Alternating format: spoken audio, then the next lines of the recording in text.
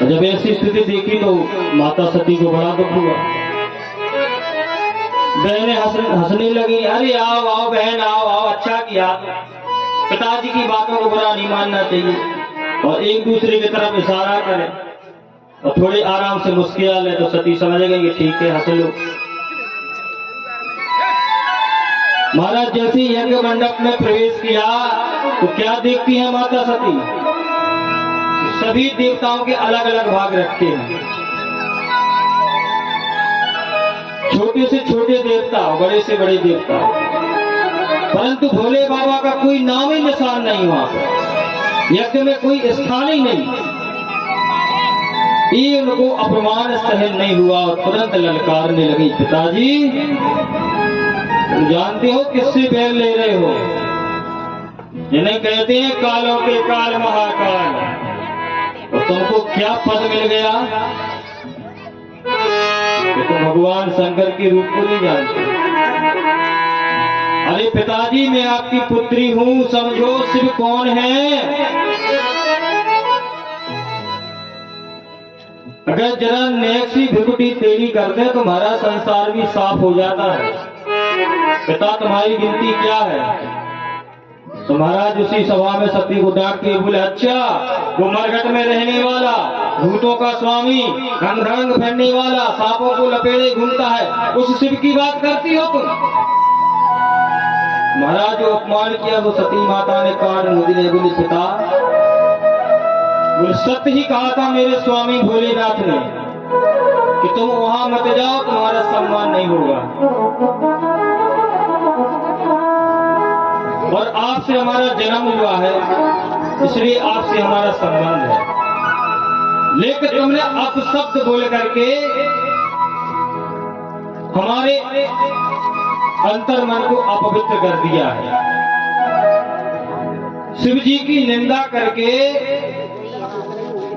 हमारे कानों को अपवित्र कर दिया है, इसलिए हम अपमानित मुंह लेकर के वापस नहीं जाएंगे। हमारा जो यज्ञशाला से निकल करके उत्तर दिशा की तरफ माता सती बैठ गई नेत्र बंद करके और अग्निदेव का ध्यान किया तो धू करके शरीर जलने लगा।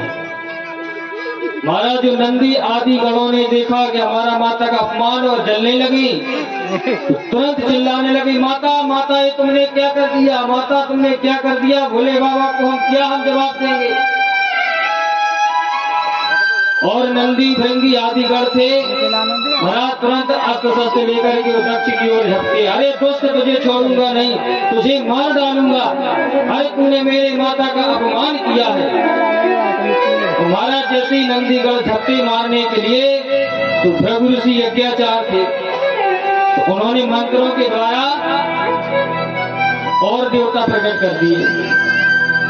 जैसे ही मंत्र पढ़ करके हवन में घी को छोड़ा तो उस हवन कुंड से सेना प्रकट हुई देता हूं। प्रभु जी ने कहा जाओ इन शिव गणों को खदेड़ खदेड़ करके भगा दो। अब महाराज वो संख्या कम थी शंकर जी की, और जो देवता जो मंत्रों द्वारा जो सेना प्रकट हुई उनकी संख्या अधिक थी। तो शंकर जी के जो गढ़ थे वो हार गए, बेचारे पिट गए और पिटे हुए चले आ रहे थे वापस रोते हुए रास्ते में, और आपस में चर्चा कर रहे थे कि भैया बताओ हमारी माता ने अपना शरीर को भस्म कर लिया, हम पिट गए, हम भोले बाबा को क्या जवाब दें? अब निश्चय ही मुझे भोलेनाथ से दंडित होना पड़ेगा। तब तक आकाश मार्ग में नारद जी सब देख रहे थे, तो नारद जी महाराज ने तुरंत दौड़ लगा दी और कैलाश पर्वत पर पहुंच गए और हाथ जोड़ करके रोने लगे।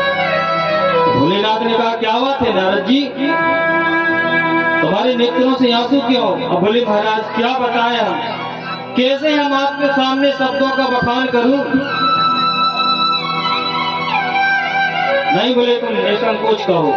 बोले प्रभु हम पर क्रोध मत होना। तो सारी कहानी भोलेनाथ को सुना दी। भोलेनाथ को जब पता चला कि माता सती ने अपने शरीर को जला लिया योग अग्नि के द्वारा, और हमारे गणों का भृगु ऋषि ने मंत्रों के द्वारा देवता प्रकट करके हमारी सेना को हरा दिया।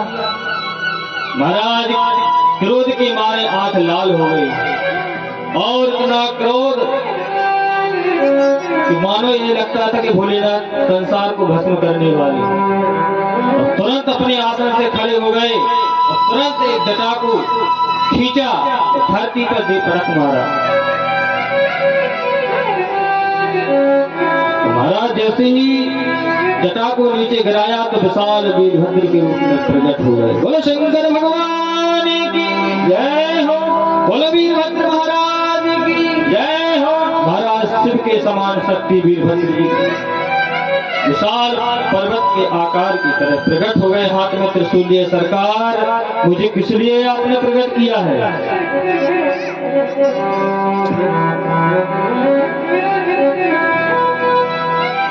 भोलेनाथ ने कहा वीरभद्र तेरी शक्ति अमोघ है और जब तक देवी सती थी इस दक्ष से हमारा संबंध था। अब जब सती ही नहीं रही है इससे कोई संबंध नहीं हमारा। ध्यान रखना जो हमारे विरुद्ध तेरे सामने आए चाहे भले ही ब्रह्मा जी क्यों ना हो किसी को नहीं छोड़ना। जो आज्ञा सरकार। महाराज वायु वेग के साथ वीरभद्र दौड़ने लगे।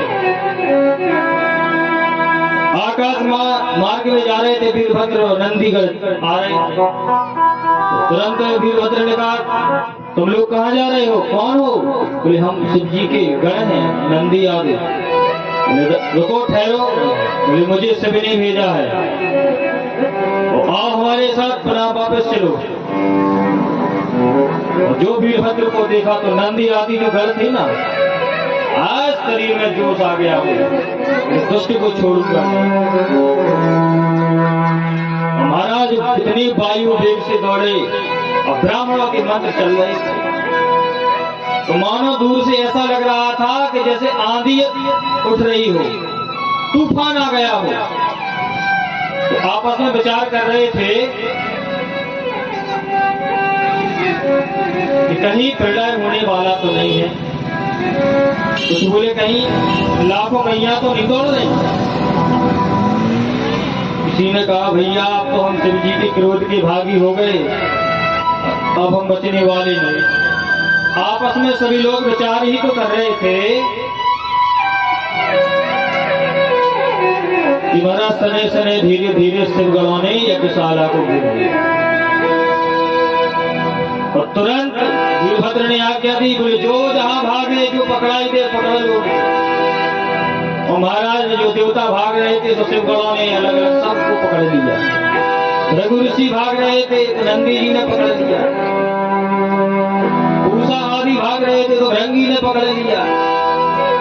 वही यज्ञशाला के स्तंभों से बांध दिया, सब बंध गए।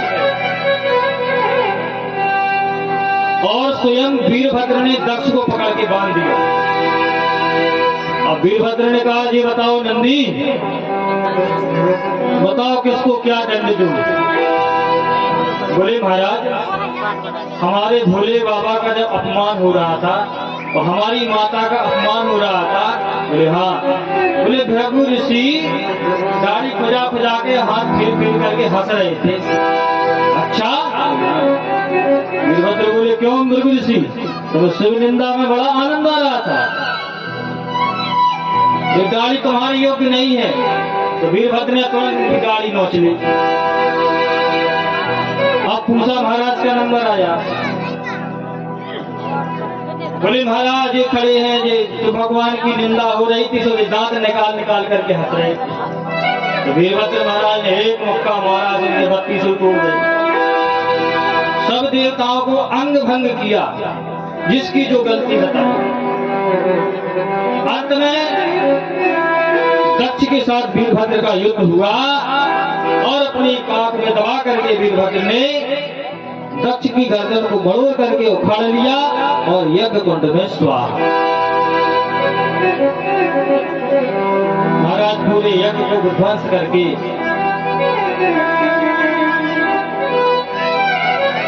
पुनः भगवान भोलेनाथ के चरणों में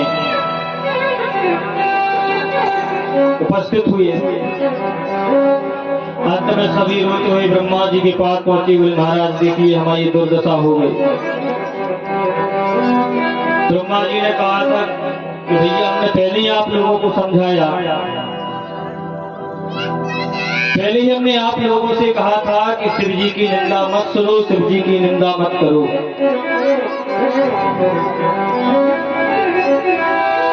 तब ब्रह्मा जी के आदेश अनुसार सभी देवता कैलाश पर्वत पर पहुंचे और शिव जी को मनाने लगे। सभी देवताओं ने प्रार्थना की। आइए भजन के साथ में सभी लोग गुनगुनाते हैं, भोले बाबा से प्रार्थना कर। बोले शंकर भगवान की जय। लिखने वाले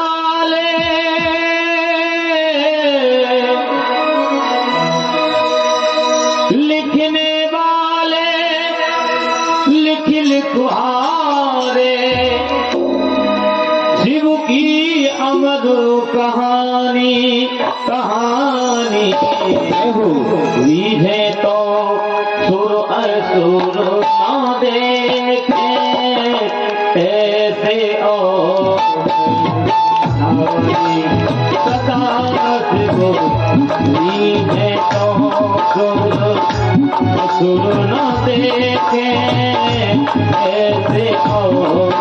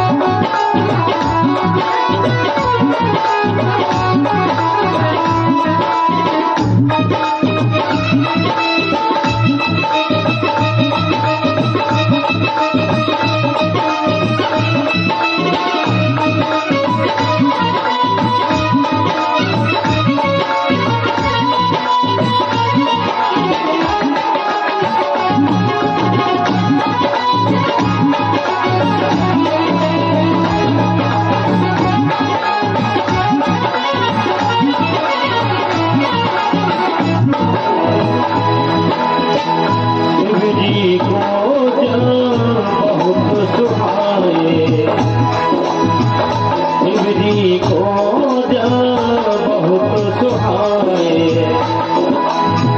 लेते हैं गंगा सर पे उठाए, लेते हैं गंगा, फिरते हैं गंगा सर पे उठाए। खुश हो जावे डमरू वाला, खुश हो जावे डमरू वाला, बस लुट जा भवानी ओ पानी। खुश हो जावे डमरू वाला, बस लुट जा भवानी ए पानी। नीचे असुर असुर न देखे, ऐसे अवगण सदा शिव। नीचे असुर असुर न देखे, ऐसे अवगण।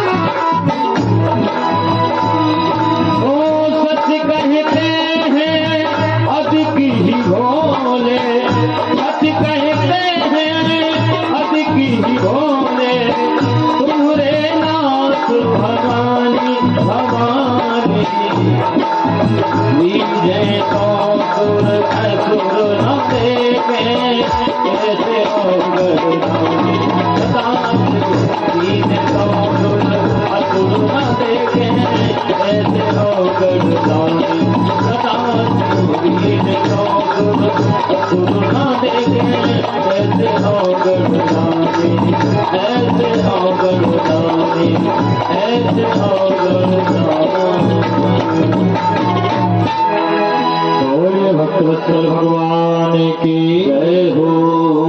सभी देवताओं ने जाकर के भोलेनाथ से प्रार्थना की।